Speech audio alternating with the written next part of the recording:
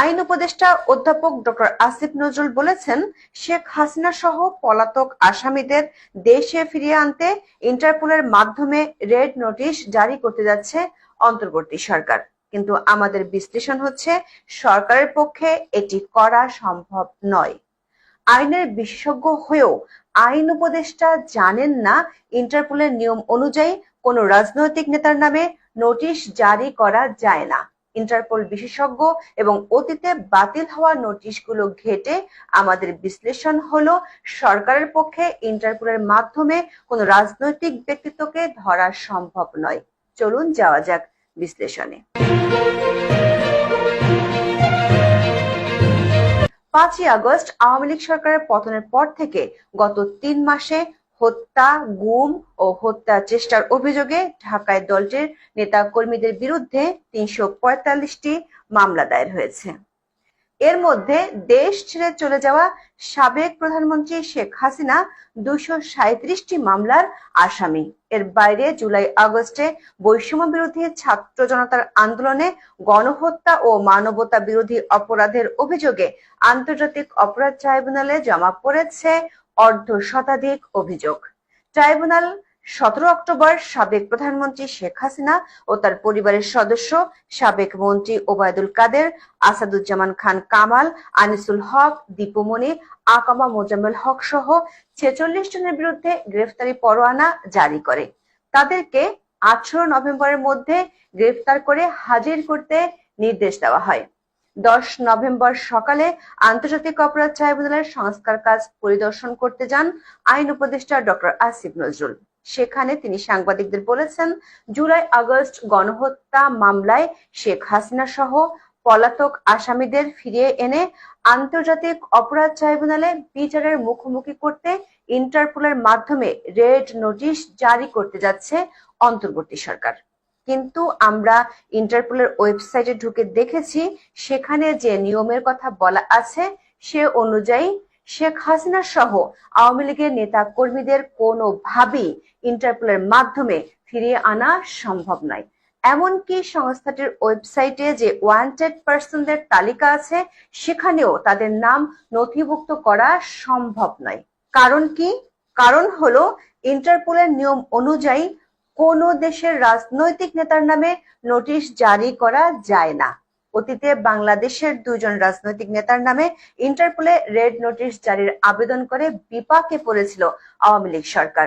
একজন হলেন বিএনপির ভারপ্রাপ্ত ভাইস চেয়ারম্যান তারেক রহমান, অন্যজন কুমিল্লার মুরাদনগরে বিএনপির সাবেক সংসদ সদস্য কাজী মোফাজ্জল হোসেন কায়কোবাদ। বিএনপির ভারপ্রাপ্ত চেয়ারপারসন তারেক রহমানের বিরুদ্ধে 3 বার এই উদ্যোগ নিয়েও সফল হতে পারেনি বিগত সরকার। 2004 সালের 21শে আগস্ট গ্রেনেড হামলা মামলার পলাতক আসামি হিসেবে তারেক রহমান ও কায়কোবাদের বিরুদ্ধে ইন্টারপোলের কাছে রেড নোটিশ জারির জন্য চিঠি পাঠানো হয়েছিল 2015 সালে। ওই বছরের 13ই এপ্রিল তারেক রহমানের বিরুদ্ধে ইন্টারপোল রেড নোটিশ জারি করে। পরে তারেকের আইনজীবীর আবেদনের পর ইন্টারপোলের commission for the control of Interpol's files বা সিসিএফ শাখা থেকে রেড নোটিশটি রিভিউ করা হয়। 2016 সালের 26 জানুয়ারি নোটিশটি বাতিল করে ইন্টারপোল। 2016 সালের 27 নভেম্বর ঢাকা মহানগর পুলিশের কমিশনারের অনুরোধে ক্যান্টনমেন্ট থানায় একটি মানি লন্ডারিং মামলায় সাজাপ্রাপ্ত পলাতক আসামি হিসেবে তারেক রহমানের বিরুদ্ধে ফের রেড নোটিশ জারির জন্য ইন্টারপোলকে অনুরোধ করা হয়। পরের বছর 2 জানুয়ারি ইন্টারপোল থেকে বাংলাদেশ পুলিশকে জানানো হয়, আইন অনুযায়ী ইন্টারপোলের সংশ্লিষ্ট শাখা থেকে তারেক রহমানের ডাটা মুছে ফেলার সুপারিশ করা হয়েছে। 2018 সালের 3 সেপ্টেম্বর ইন্টারপোলের কাছে বাংলাদেশ পুলিশের এনসিবি শাখা থেকে রেড নোটিশ জারির জন্য আবারও অনুরোধ করা হয়।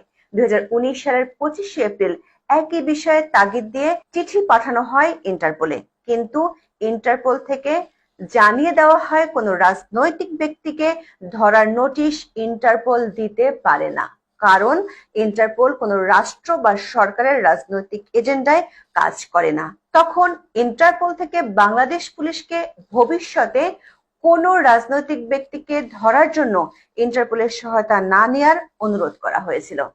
এখন দেখি আরেকটি বিষয়।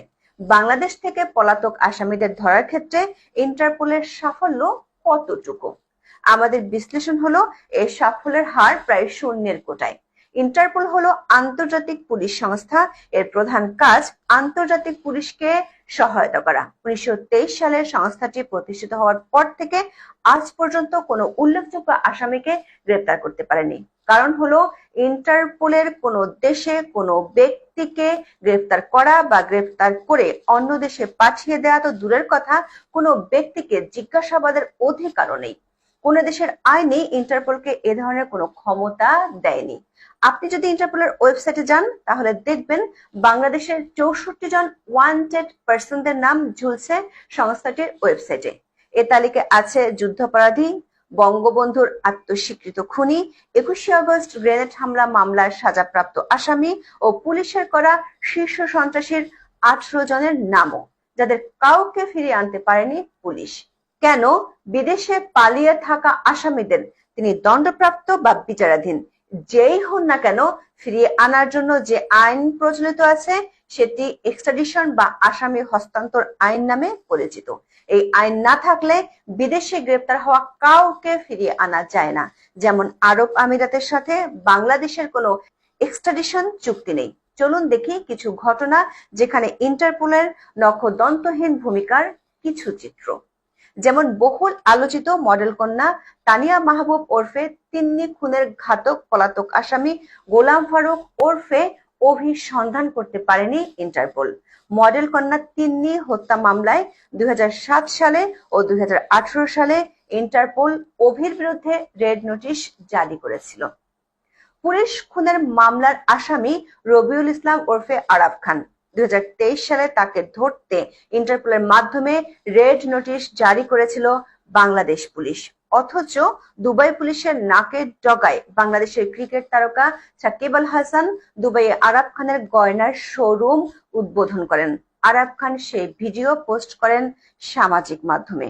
ঢাকা মহানগর গোয়েন্দা পুলিশের 2 কর্মকর্তা খুনের আসামি তালিকাভুক্ত শিশু সন্ত্রাসী জিসান আহমেদকে 2019 সালে আটক করেছিল সংযুক্ত আরব আমিরাতের পুলিশ। ইন্টারপোলের রেড নোটিশের তালিকায় থাকা জিসানকে দুবাইয়ে আটকের পরও ফিরিয়ে আনা যায়নি। 2015 সালের ফেব্রুয়ারিতে ভারতে গ্রেপ্তার হয় ইন্টারপোলের রেড নোটিশভুক্ত শীর্ষ সন্ত্রাসী মোল্লা মাসুদ। তাকেও ফিরিয়ে আনতে পারেনি। নিষিদ্ধ জঙ্গি সংগঠন হরকাতুল জিহাদের নেতা মাওলানা তাজউদ্দিন আহমেদকে ধরতে 2007 সালে ইন্টারপোল রেড নোটিশ জারি করেছিল। দক্ষিণ আফ্রিকায় তার হদিস পেয়েও কিছুই করতে পারেনি বাংলাদেশ পুলিশ। শেষ করার আগে মজার একটি ঘটনা বলি। 2018 সালে খোদ ইন্টারপোলের প্রধান মেং হংওয়ে গুম হয়েছিলেন।